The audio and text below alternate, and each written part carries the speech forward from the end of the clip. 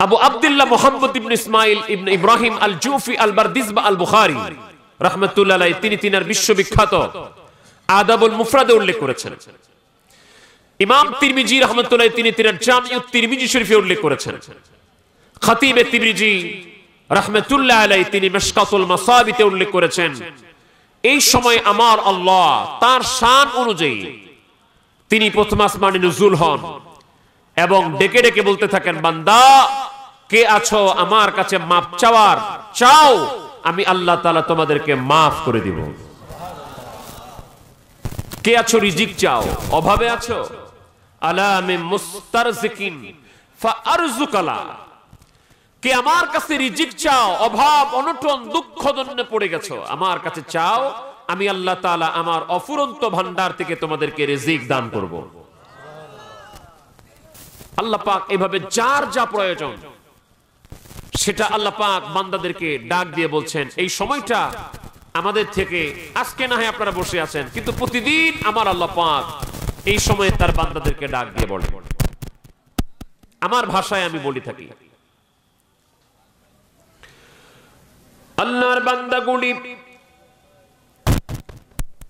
অন্য সময় তালাশ করেন, মুনিব আপনি কোথায়, আল্লাহ আপনি কোথায়, ও আল্লাহ আমরা আপনাকে তালাশ করি, মনের কথা কিছু বলতে চাই, আমাদের মনের কিছু বাসনা আছে আমরা পেশ করতে চাই। সারাদিন বান্দা আল্লাহকে ডাকে, আল্লাহর কাছে মনের কথাগুলি বলতে চাই, কিন্তু এমন একটা সময় আমরা এখন বসে আছি যে সময় আমার আল্লাহ পাক নিজে বান্দাদেরকে ডেকে ডেকে বান্দার মনের কথাগুলি শুনতে চান।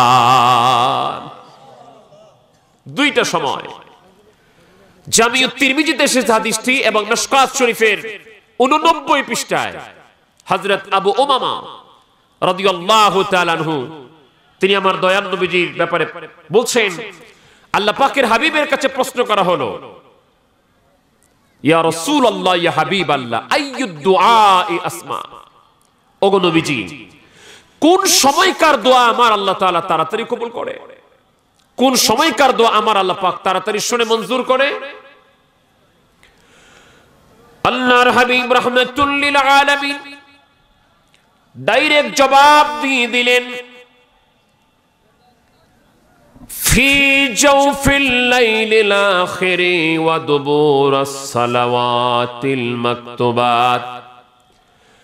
রাহমাতুল লিল আলামিন সাল্লাল্লাহু আলাইহি ওয়াসাল্লাম বলেন, কোন মানুষ যদি শেষ রাত্রে উঠে আমার আল্লাহর কাছে কিছু প্রার্থনা করে, আর ফরজ নামাজের পরে কোন মানুষ যদি আমার আল্লাহর কাছে দোয়া করে, এক নাম্বার হলো শেষ রাত্রে কোন বান্দা যদি আল্লাহর কাছে দোয়া মুশকুল হয়ে যায়, দুই নাম্বার হলো ফরজ নামাজের পরে, দুবুরান মানে আফটার বা পরে, সালাওয়াত হলো সালাতের বহুবচন, মাকতুবাত মানে ফরজ নামাজ রিটেন। আমার দয়াল নবীজি বলেন, কোন মানুষ যদি ফরজ নামাজের পরে আমার আল্লাহর কাছে দোয়া করেন, ওই সময়কার দোয়াটা আমার আল্লাহ তাড়াতাড়ি কবুল আর মঞ্জুর করে নেন। তাহলে এই দুই সময় আমাদের দোয়া করার দরকার আছে না নাই? ভুলে যাবেন না, এই দুই সময় আমার আল্লাহ পাকের হাবিব বলেন, যিনি আমার আল্লাহ সম্পর্কে সবচেয়ে বেশি জানেন, তিনি বলছেন এই দুই সময় বান্দা যখন আল্লাহর দরবারে কান্নাকাটি করে, দোয়া করে, আমার আল্লাহ পাক এই দোয়াগুলিকে তাড়াতাড়ি কবুল আর মঞ্জুর করে ফেলেন। এজন্য সময়গুলি চলে যাচ্ছে। আশিক বলছেন, রহমত যায় ফাঁকি দিয়া,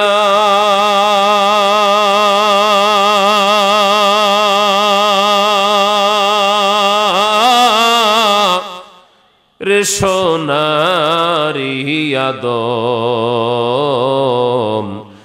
নিশিত যায় ফাঁকি দিয়া,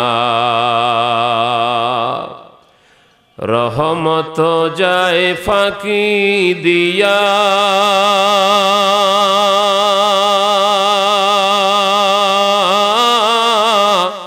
রে সোনারি আদম রহমত যায় ফাঁকি দিয়া। ও আদম রে কামিনীর কোলেতে কাল ঘুমেতে রইলি তুই, সারা নিশি কাটাইলি তুই ঘুমাইয়া ঘুমাইয়া রে সোনারি আদম, নিশিত যায় ফাঁকি দিয়া।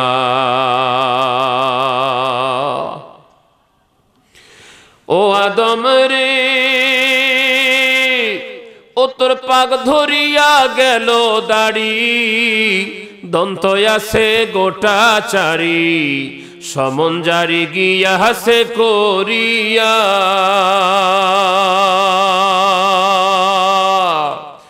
ও আদম রে তোর পাক ধরিয়া গেল দাড়ি, দন্ত আছে গোটা চারি, সমন জারি গিয়া হাসে করিয়া।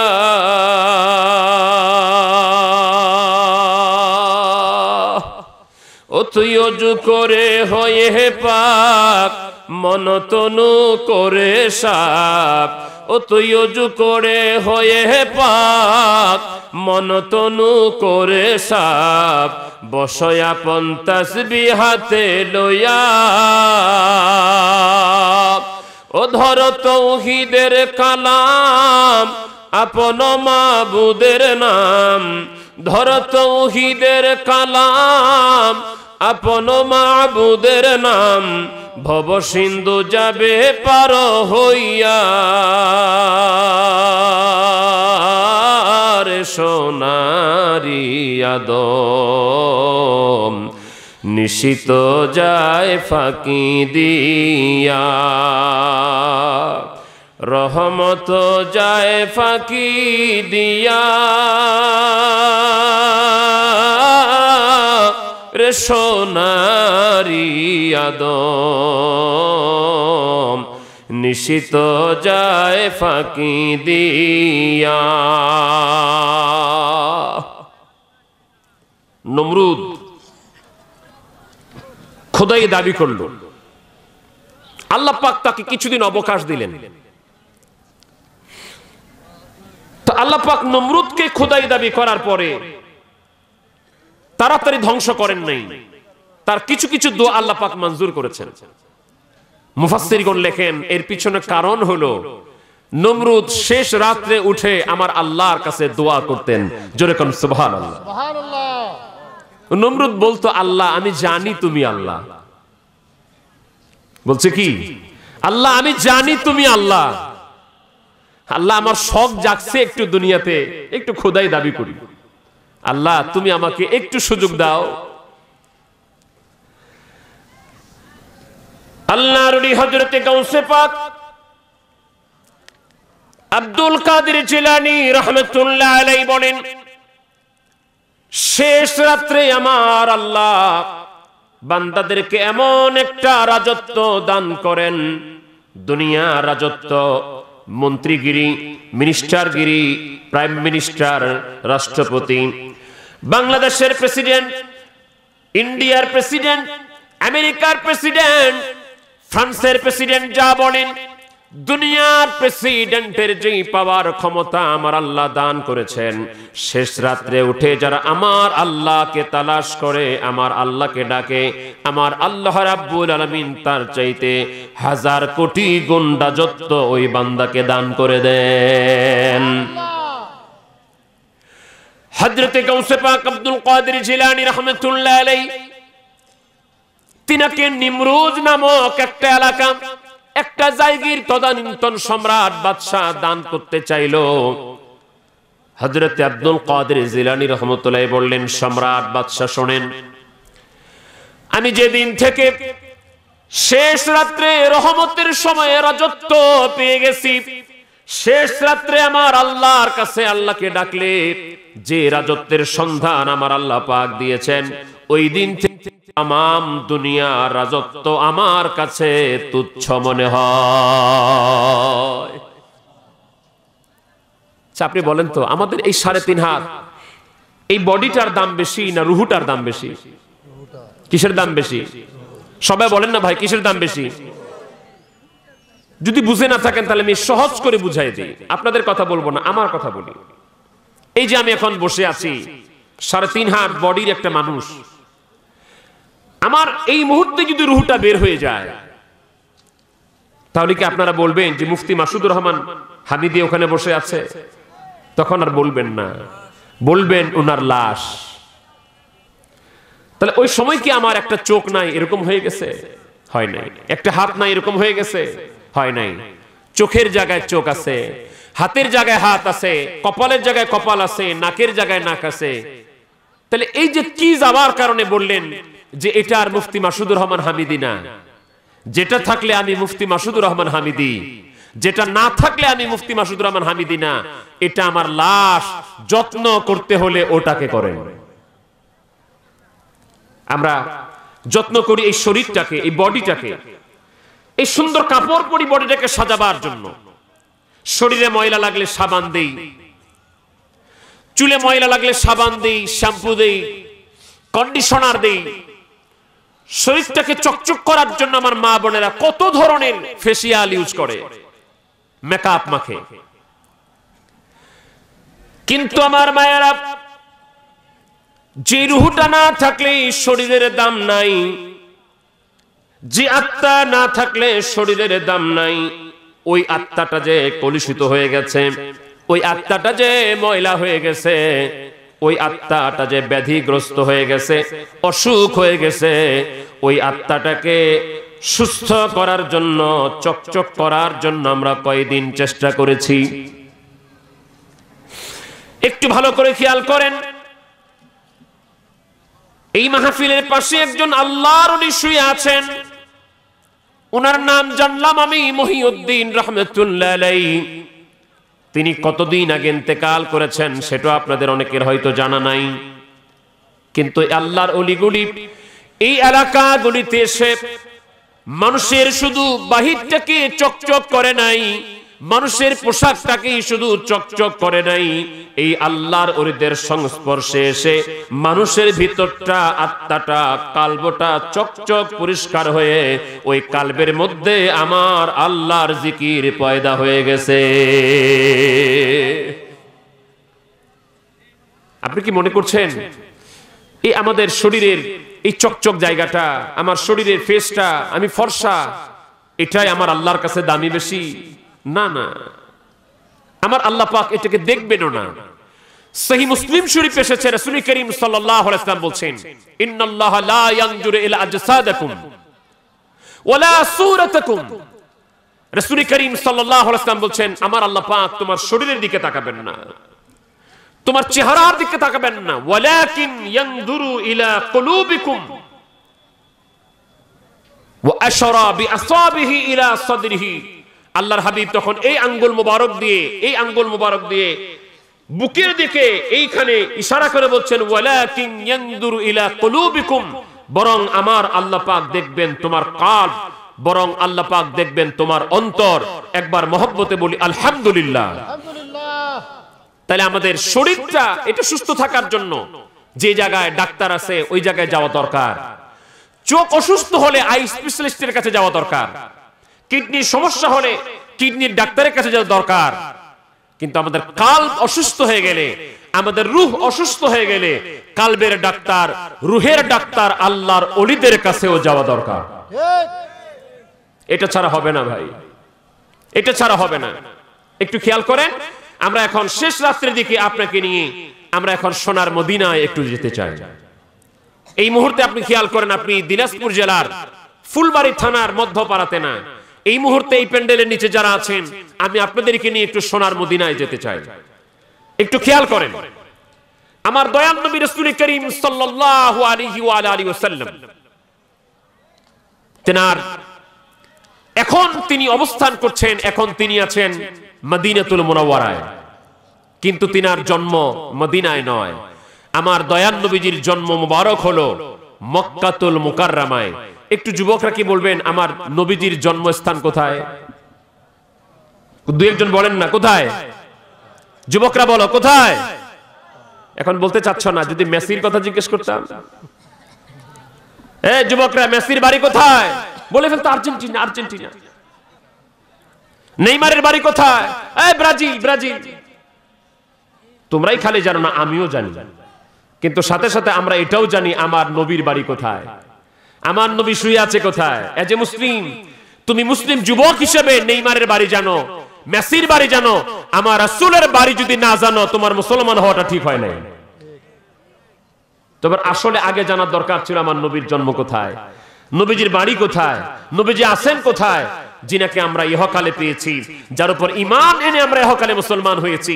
কবরে যাওয়ার সাথে সাথে যে নবীকে চিনতে হবে, হাসরের ময়দানে উঠার পরে যে নবীজির শাফাত ছাড়া কোনো উপায় হবে না, সেই রাসূলকে না চিনলে দুনিয়ার সবাইকে চেনা বৃথা হয়ে যাবে। আমি আপনাকে এই মুহূর্তে কয়েকটা থিওরি দিব, যে থিওরিগুলি পালন করলে আপনি নবীকে চিনবেন, এই জগতে থেকে আমার নবীকে দেখে কবরে যেতে পারবেন। আল্লাহ পাক ওই কথাগুলি আমাদেরকে বলার তৌফিক দান করুন, আমরা পড়ি আমিন। তাহলে আমি আবার জিজ্ঞেস করছি, নবীর জন্মস্থান কোথায়? মক্কায়। নবীজির বাবার নাম কি? সবাই বলেন, নবীজির বাবার নাম কি? আব্দুল্লাহ। মায়ের নাম আমেনা। দুজন আল্লাহর জান্নাতি মানুষ, যেরকম আলহামদুলিল্লাহ। নবীজি মক্কায় জন্মগ্রহণ করেছেন। 40 বছরে তিনার উপরে ওহী নাজিল হলো। এট ফার্স্ট তার উপরে ওহী নাজিল হলো 40 বছর বয়সে। হেরা পর্বতের গুহায় তিনি ধ্যানমগ্ন ছিলেন। ওই পাহাড়টার পরবর্তীতে নাম হয়ে গেল জাবালে নূর। পাহাড়টার নাম হয়ে গেল জাবালে নূর। একটা পাহাড় নাম ছিল হেরা, নাম হয়ে গেল নূর। কারণ কি? কারণ ওইখানে দুইটা নূর আল্লাহ পাক পাঠিয়েছেন। জোরে কোন সুবহানাল্লাহ। এই জন্য আশরাফ আলী থানভী সাহেব, যার খুতবার কিতাব ইমাম সাহেবরা মসজিদে জুমার দিন, আগামীকালকে হয়তো ম্যাক্সিমাম মসজিদে খুতবার কিতাব আশরাফ আলী থানভী সাহেবের খুতবাতুল হাকাম পড়বেন। তিনার একটা কিতাবের নাম হলো নূর। এই কিতাবের প্রথম পেজে তিনি লিখেছেন, আমার উস্তাদ মাওলানা মাহবুবুল হক দেওবন্দি সাহেব আমাকে কিতাবটা দেখিয়েছেন। সে কিতাবের প্রথমেই তিনি লিখেছেন, নবী খোদ নূর और कुरान मिला नूर, दोनों मिलकर फिर नूरुन आला नूर। নবী নূর, কোরআন নূর, এই দুইটির কারণে আল্লাহর সৃষ্টি ওই হেরা পর্বতটা হয়ে গেল নূরের পাহাড়। জোরে কোন সুবহানাল্লাহ। নবীজির বয়স তখন কত ছিল ভাই? 40। তাই বলে কি নবী 40 বছরের পরে নবী? না না। নবীজি কখন থেকে নবী, এই প্রশ্ন আল্লাহর হাবিবের সাহাবায়ে কেরাম আল্লাহর হাবিবকে করেছিলেন। যেমন হযরত আবু হুরায়রা, হাদিস শরীফটি বিশ্ববিখ্যাত জামিউত তিরমিজির দ্বিতীয় খণ্ডের 202 পৃষ্ঠায় ইমাম আবু ঈসা মুহাম্মদ ইবনে ঈসা আজ-দাহাক আত-তিরমিজি উল্লেখ করছেন। হাদিস শরীফটি ইমাম কাসসালানি আল মাওয়াহিবুল লাদুনিয়া উল্লেখ করছেন।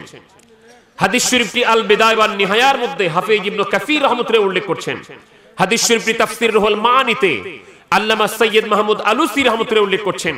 হাদিস শরীফটি তাফসীর রুহুল বায়ানে আল্লামা ইসমাইল হাক্কি রাহমাতুল্লাহ উল্লেখ করছেন। হাদিস শরীফটি 10 লক্ষ হাদিসের হাফেজ আল্লামা ইমাম বাইহাকি দালাইলুন নবুওয়াতে উল্লেখ করছেন। হাদিস শরীফটি খতিব তিবরিজি মিশকাতুল মাসাবির 513 পৃষ্ঠায় উল্লেখ করছেন। আল্লাহর হাবিবকে প্রশ্ন করা হলো, হুজুর মা তাওয়াজাবাত লাকান নবুওয়াত, আই মা তাকুনতা নবিয়া, হুজুর আপনি কখন থেকে নবী? আল্লাহর হাবিব ডাইরেক্ট জবাব দিয়ে দিলেন, ওয়া আদামু বাইনার রূহি ওয়াল জাসাদ। আমার উম্মতেরা শুনে রাখো, আদম নবীকে আল্লাহ পাক তৈরি করেছেন। আদম নবীকে আল্লাহ পাক সৃষ্টি করে আদম নবীর বডি একদিকে, আদম নবীর রূহ আরেকদিকে। যখন আদম নবীর বডির সাথে আদম নবী আলাইহিস সালামের রূহের আচাশ হয় নাই, সংমিশ্রণ হয় নাই, আমার দয়াল নবী রাহমাতুল লিল আলামিন সাল্লাল্লাহু আলাইহি সাল্লাম বলেন, আমি তখনও নবী ছিলাম।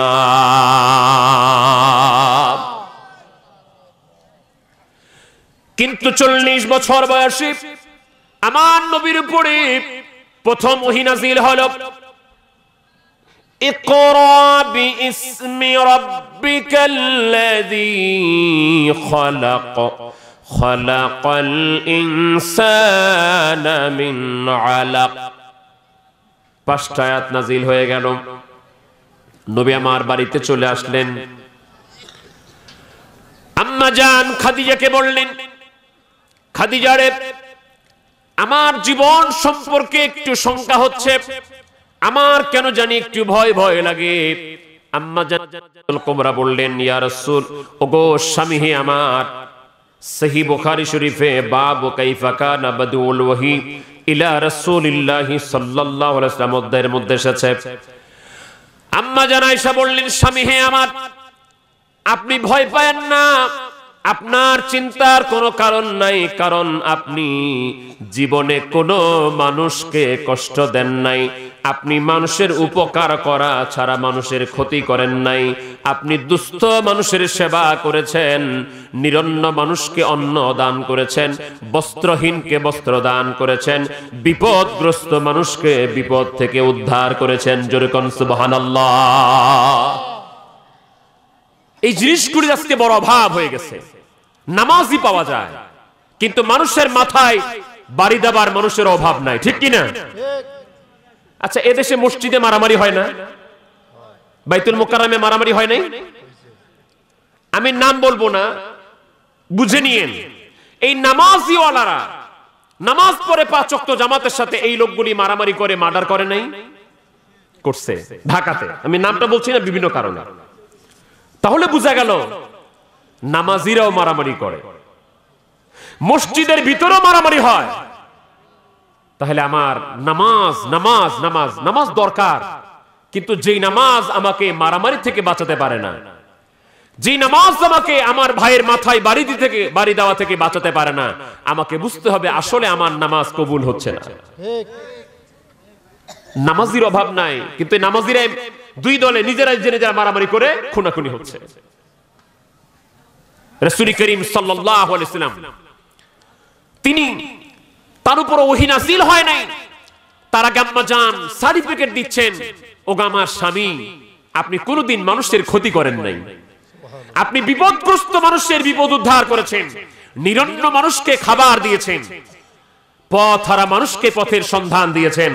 তাহলে ইসলাম শুধুমাত্র 5 ওয়াক্ত নামাজের নাম নয়, ইসলাম হচ্ছে নিরন্নকে অন্ন দেওয়া, বস্ত্রহীনকে বস্ত্র দেওয়া, বিপদগ্রস্ত মানুষকে বিপদ থেকে উদ্ধার করা, জুলুম নির্যাতিত মানুষের পাশে দাঁড়িয়ে নির্যাতিত মানুষের পক্ষে কথা বলে ন্যায় প্রতিষ্ঠা করার নাম হচ্ছে ইসলাম। ভাইরা আমার, এই জন্য রাসূল করিম সাল্লাল্লাহু আলাইহি ওয়াসাল্লাম বলেছেন, হাদিসটা বুখারীর, রাসূল করিম সাল্লাল্লাহু আলাইহি ওয়াসাল্লাম বলেছেন, আল মুসলিমু মান সালিমাল মুসলিমুনা মিন লিসানিহি ওয়া ইয়াদিহি। আমার রাসূল বলেন, প্রকৃত মুসলমান সেই ব্যক্তি যার জবান থেকে এবং যার হাত থেকে অন্য মানুষ মুসলমান নিরাপদ থাকে। অতএব আমার হাত থেকে, আমার জবান থেকে যদি অন্য মুসলমান নিরাপদ থাকে না, আমি দাবি করতে পারি ইসলামী দল, আমি দাবি করতে পারি মুসলমান। আমার রাসূল করিম সাল্লাল্লাহু আলাইহি ওয়াসাল্লাম 1400 বছর আগে বলে গিয়েছেন, তুমি এখনো মুসলমান হতে পারো নাই।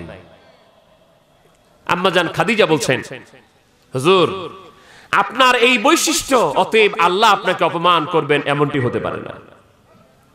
তো আমি যে দেখলাম এরকম এরকম, বলল হুজুর আমার চাচাতো ভাই আছে ওয়ারাকা বিন নওফেল, আপনি তার কাছে একটু যান না, তিনি তাওরাতের পণ্ডিত, জাবুরের পণ্ডিত, ইনজিলের পণ্ডিত, আপনি তার কাছে যান, তিনি তো সব জানেন।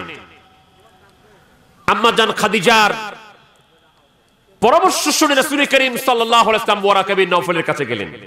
ওয়ারাকা বিন নওফেল রাসূল করিম সাল্লাল্লাহু আলাইহি ওয়াসাল্লামের কথা শুনে তিনি বুঝলেন, মুহাম্মদ ইনি তো সেই মুহাম্মদ যিনি শুধু মুহাম্মদ না, যিনি হচ্ছেন মুহাম্মাদুর রাসূলুল্লাহ সাল্লাল্লাহু আলাইহি ওয়াসাল্লাম।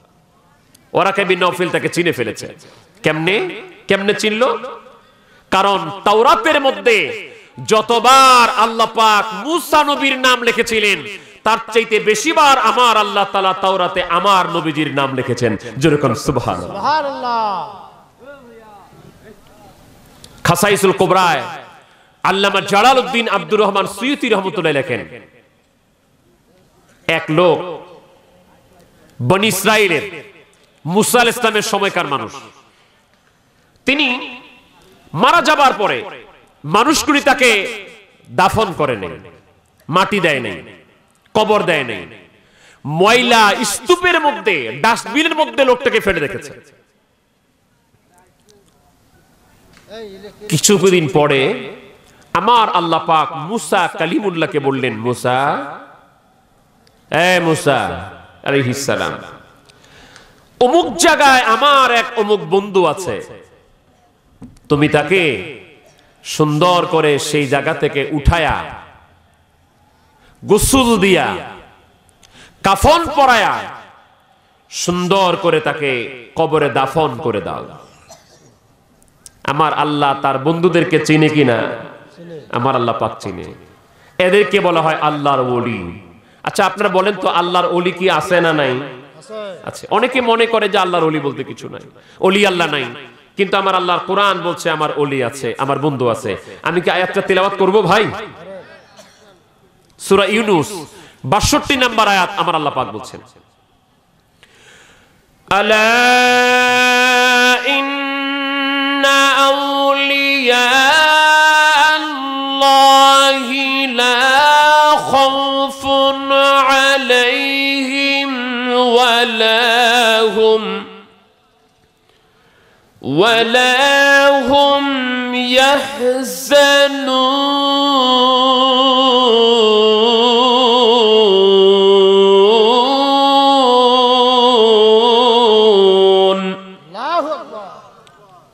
আল্লাহ পাক কুরআনুল কারীমে সূরা ইউনূসের ৬২ নম্বর আয়াতে বলছেন, আলা, এটা হরফে তানবীহ, বি কেয়ারফুল, সাবধান। ইন্না, এটা হরফে মুশাব্বাহ বিল ফিল, নিশ্চয়ই, শিওরলি, অবশ্যই। আউলিয়া আল্লাহ, ওলি এক বচন সিঙ্গুলার, আউলিয়া হচ্ছে প্লুরাল বহুবচন জামা। আল্লাহ পাক বলছেন আমার যত ওলি আছে, আউলিয়া আল্লাহি, আল্লাহর যত ওলিগণ আছেন, লা খাউফুন, তাদের কোনো ভয় নেই, ওয়ালা হুম ইয়াহজানুন, তাদের কোনো চিন্তা নাই। জোরে কান আল্লাহু আকবার। আল্লাহু আকবার। তাহলে কোরআন শরীফে ওলি আল্লাহর কথা আছে না নাই? এখন যারা বলবে কোরআন মানি, ওলি মানি না, আমি বলি আপনি কোরআন মানেন না। কিছু মানুষ আছে আবার হাদিস মানে, হাদিস, সহি হাদিস, সহি হাদিস, ওদের কাছে আবার ওলি আল্লাহ নাই, ওরা বলছে ওলি নাই। তা আপনি সহি হাদিস পড়লে, আপনি এত সহি হাদিস পড়লেন, আপনি এখন খুলেন তো, আপনার বাড়িতে বই থাকলে আমি পৃষ্ঠার নাম্বারটা বলে দিই, আপনি এখনই খুলেন। এত সহিহ হাদিস পড়লেন, আপনার বাড়িতে কিতাব থাকলে পৃষ্ঠাটা খুলেন, সহিহ বুখারী শরীফ 963 পৃষ্ঠা, মিশকাতুল মাসাবি 197 পৃষ্ঠা। তবে বাংলাটা খুলেন না, অনুবাদ করাটার পৃষ্ঠা নাম্বার বলি নাই, অরিজিনাল যেটা আরবি টু আরবি, যেটার মধ্যে জের জবর পেশ দেওয়া নাই, ওই কিতাব। আমার রাসূল করিম সাল্লাল্লাহু আলাইহি ওয়াসাল্লাম বলছেন যে আমার আল্লাহ বলছেন, মানে এটা হাদিসে কুদসি, সহিহ বুখারী 963 পৃষ্ঠায় আমার আল্লাহ পাক হাদিসে কুদসির মধ্যে বলছেন, মান আদালি ওয়ালিয়ান ফাকাদ আযানতুহু বিল হারব। আল্লাহ পাক বলছেন আমার ওলিদের সাথে যারা দুশমনি করে, বেয়াদবি করে, শত্রুতামি করে, আমার আল্লাহ পাক বলেন আমি তাদের বিরুদ্ধে যুদ্ধ ঘোষণা করে দিলাম। জোরে কোন নাউজুবিল্লাহ। আমি আপনাদের কাছে জানতে চাই, আল্লাহর ওলিরা যে মাজার সমূহগুলিতে ঘুমাচ্ছেন, আল্লাহর ওলিরা যে মাজার শরীফ সমূহগুলিতে আরাম ফরমাচ্ছেন, আপনি যদি সেই মাজার শরীফের বিরুদ্ধে কথা বলেন, সেই মাজারগুলিতে হামলা করেন, সে মাজারগুলিকে ভেঙে চুরমার করে গুড়িয়ে দিতে চান, আপনি বলেন আল্লাহর ওলিরা কষ্ট পাবে না? আপনি আল্লাহর ওলির বিরুদ্ধে যুদ্ধ ঘোষণা করেছেন। আমার আল্লাহ কয় তোমরা যারা আমার ওলির বিরুদ্ধে আচরণ করবা, তোমরা আল্লাহর ওলির পিছনে লাগিও না, মনে করিও না তুমি আল্লাহর ওলির পিছনে লেগেছো। যারা শাহজালাল রহমতুল্লাহর পিছনে লাগবা, তোমরা মনে করিও না শাহজালালের পিছনে লেগেছো, শাহ ফরহানের পিছনে যারা লেগেছো তোমরা মনে করিও না শাহ ফরহানের পিছনে লেগেছো, তোমরা যারা আব্দুল কাদের জিলানীর পিছনে লেগেছো মনে করিও না আব্দুল কাদের জিলানীর পিছনে লেগেছো, তোমরা যারা খাজা মাইনুদ্দিন চিশতির পিছনে লেগেছো মনে করিও না তুমি খাজা মাইনুদ্দিন চিশতির পিছনে লেগেছো, তোমরা যারা মুজাদ্দিদ আল ফিসানির পিছনে লেগেছো মনে করিও না মুজাদ্দিদ আল ফিসানির পিছনে লেগেছো, যারা হযরত খাজা বাহাউদ্দিন নকশবন্দির পিছনে লেগেছো মনে করিও না খাজা বাহাউদ্দিন নকশবন্দির পিছনে লেগেছো, যারা খাজা এনায়েতপুরের পিছনে লেগেছো মনে করিও না খাজা এনায়েতপুরের পিছনে লেগেছো, যারা কারামতের জোনপুরের পিছনে লেগেছো মনে করিও না কারামতের জোনপুরের পিছনে লেগেছি, যারা বিশ্বওলি খাজা বাবা ফরিদপুরের পিছনে লেগেছো মনে করিও না খাজা ফরিদপুরের পিছনে লেগেছো। আমার আল্লাহ পাক বলছেন মান আদালি ওয়ালিয়ান ফাকাদ আযানতুহু বিল হার্ব, যারা আমার ওলির পিছনে লেগেছো আমি আল্লাহ পাক বলছি তোমরা আমার বিরুদ্ধে যুদ্ধ ঘোষণা দিয়েছো, আমি তোমাদেরকে ছাড় দেব না। অতএব আজকে যে আল্লাহর ওলির সংলগ্ন এই প্রোগ্রাম আমরা আহ্বান করব, আমরা অনুরোধ করব, সে আল্লাহর ওলিদের অবদান এই দেশে ইসলাম প্রচারে অনেক বেশি। আমার তো কেন জানি মনে হয় যে আল্লাহর ওলি মহিউদ্দিন রহমাতুল্লাহের অবদানের বদৌলতে আমার মনে হয় এই এলাকায় এত মুসলমান হয়েছে। আমার মনে হয় যেহেতু খাজা মাইনুদ্দিন চিশতি রহমাতুল্লাহ ইন্ডিয়ার জমিনে এসে তিনার খেদমতে 90,20,000 অমুসলিম তার হাতে কলেমা পড়ে মুসলমান হয়ে গিয়েছেন। এদেশ কিন্তু আবাদ করেছেন আল্লাহর ওলিরা। অতএব আমরা ইসলাম চাই, আমরা ইসলামী খেলাফত চাই, কিন্তু আমাদেরকে দেখতে হবে যে এই দলের মধ্যে আল্লাহর ওলিদের সাপোর্ট আছে, আমরা ওই ইসলাম চাই। যে দল আল্লাহর ওলিদেরকে সাপোর্ট করে না, যারা আমাদের এই দেশে ইসলাম এনে দিয়েছেন তাদেরকে বাদ দিয়ে যারা ইসলামের কথা বলে ওইরকম ইসলাম আমাদের দরকার নাই। স্পষ্ট কথা আমার। শিরনি খাইলি কার দ্বারা মোল্লা চিনলি না। সন্তান বাবা মার মাধ্যমে দুনিয়াতে আসলো, আয়েশা যদি কয় আমার বাবা মা না হইলেও চলতো, তাহলে এটা কি কইতাম আমি? তাহলে যাদের মাধ্যমে ইসলাম পেলাম, যাদের মাধ্যমে কোরআন পেলাম, হাদিস পেলাম, মাদ্রাসা পেলাম, মসজিদ পেলাম, তাদেরকে বাদ দিয়া অন্য নতুন কোন ইসলাম আমরা চাই না। আমার আল্লাহ পাক তাদের ব্যাপারে বলছেন। এবার তাফসীর ইবনে কাসির একটু খুলেন। তাফসীর ইবনে কাসিরে সূরা ইউনূসের 62 নম্বর আয়াতের তাফসীরে আল্লামা হাফেজ ইবনে কাসির উল্লেখ করছেন, হাদিসের সনদ সহিহ। এই কিতাবটি আলিয়া মাদ্রাসাতে পড়ানো হয়, কওমিতে পড়ানো হয়। আমার রাসূল বলছেন কিয়ামতের দিন একদল মানুষকে আল্লাহ পাক হাসরের ময়দানে উঠাবেন, যাদেরকে দেখে অন্যান্য নবীরা পর্যন্ত ঈর্ষা করবে, শহীদরা পর্যন্ত ঈর্ষা করবে। আরে তারা আবার কারা? কেন? আমার রাসূল বলছেন উজুহুহুম নূর, তাদের চেহারাগুলি হবে নূরের চেহারা। আলা মানাবিরিম মিন নূর, আমার আল্লাহ পাক তাদেরকে নূরের মিম্বারে দাঁড় করিয়ে দিবেন। সুবহানাল্লাহ। সাহাবায়ে কেরামদের সামনে নবীজি যখন হাদিস বর্ণনা করছেন তখন সাহাবায়ে কেরাম বলছেন হুজুর মান হুম ইয়া রাসূলুল্লাহ লাআল্লানা নুহিব্বুহুম, হুজুর যাদের কথা আপনি বলছেন এত মর্যাদা হবে কিয়ামতের দিন, হুজুর তাদের পরিচয় জানতে চাই। আমরা যদি তাদের পরিচয় জানতে পারি আমরা নিজেরা তাদেরকে ভালোবাসতে শুরু করে দিব। আল্লাহর হাবিব বললেন হুম তাহাব্বু ফিল্লাহি বিগাইরি আমওয়ালিন ওয়ালা আনসাব, তার হলো আল্লাহর জন্য যারা ভালোবাসা রাখে, আল্লাহর জন্য যাদের অন্তরে ভালোবাসা হয়ে যায় তারা আল্লাহর ওলি হয়ে যায়। আমার নবীজি বললেন লা ইয়াখাফুনা ইযা খাফান নাস, কাল হাসরের ময়দানে যখন সব মানুষেরা ভয় পাবে তাদের কোনো ভয় থাকবে না। ওয়ালা ইয়াহজানুনা ইযা হাজানান নাস, কিয়ামতের কঠিন ময়দানে সবাই যখন পেরেশানির মধ্যে থাকবে আমার রাসূল বলেন তাদের কোনো পেরেশানি থাকবে না। তাদের পরিচয় সম্পর্কে নবীজি ক্লিয়ার করে দিলেন। তারপরেও নবীজি দলিল দেওয়ার জন্য সূরা ইউনূসের 62 নম্বর আয়াত তেলাওয়াত করে বললেন ওরা হলো ওই ব্যক্তিরা যাদের সম্পর্কে আমার আল্লাহ তাআলা বলেছেন আলা ইন্না আউলিয়া আল্লাহ লা খাউফুন আলাইহিম ওয়ালা হুম ইয়াহজানুন। সাবধান, নিশ্চয়ই যারা আল্লাহর ওলি হয় তাদের কোনো ভয় নাই, তাদের কোনো চিন্তা নাই। সুবহানাল্লাহ। ওলি আল্লাহদের কোনো ভয় আছে? আমার আল্লাহ বলছেন। তাহলে তাদের রাস্তায় যাবার দরকার আছে না নাই? কেন আছে? আল্লাহর কোরআন বলছে। আমি জানি এখানে একটা হাফিজি মাদ্রাসা আছে, আমি জানি হাফিজে কোরআনটা এখানে আছে। 8 জন হাফেজকে আমি এইমাত্র পাগড়ি পরালাম। আমি জানি আমি একটা যদি তথ্য ভুল দেই হাফেজরা আমাকে ধরে ফেলবে। যদিও সামনাসামনি না বলে যে মুফতি সাহেব ভুল করছেন, কমপক্ষে আমার এটা মাথায় আছে হাফেজরা বলবে যে উনি কি ওয়াজ করে গেছে, আয়াতের সঙ্গে মিল নাই। এটা আমার মাথায় আছে ভাই, এটা আমি জানি। আমি জানি দ্বিতীয় বক্তা, তৃতীয় বক্তা, অনেক ওলামা ইকরাম এখানে আছেন, তারা অনেক অভিজ্ঞ মানুষ। আমি জানি এলাকার অনেক মসজিদের ইমাম সাহেবরা ওয়াজ শুনতেছেন।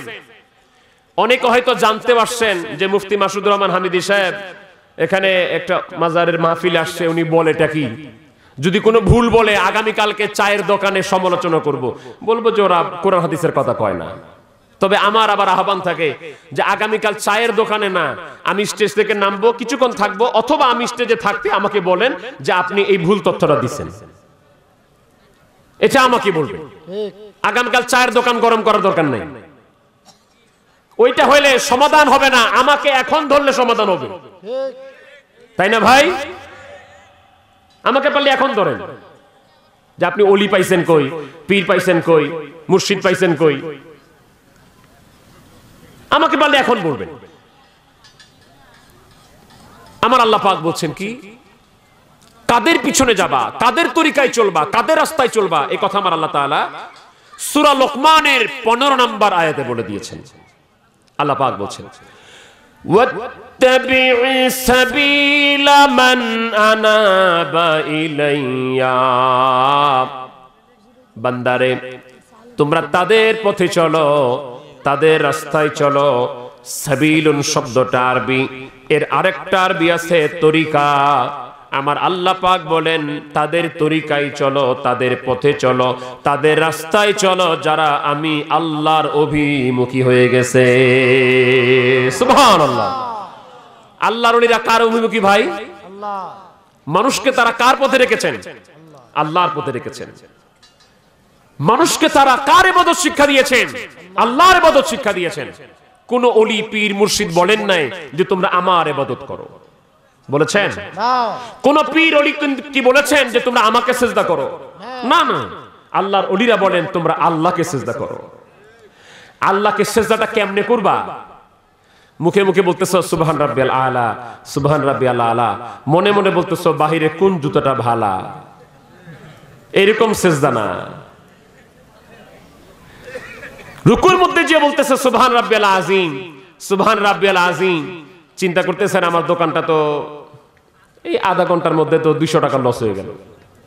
না না, এই নামাজ না, এই বন্দেগী না। আল্লাহর ওলিরা শিক্ষা দেন রুকুর মধ্যে চলে যাবেন, যখন বলবেন সুবহান রাব্বিয়াল আযীম, মুখটাও বলবে সুবহান রাব্বিয়াল আযীম, অন্তরটাও বলবে সুবহান রাব্বিয়াল আযীম। সিজদার মধ্যে চলে যাবেন, মুখটা বলবে সুবহান রাব্বিয়াল আ'লা, মনটাও বলবে সুবহান রাব্বিয়াল আ'লা।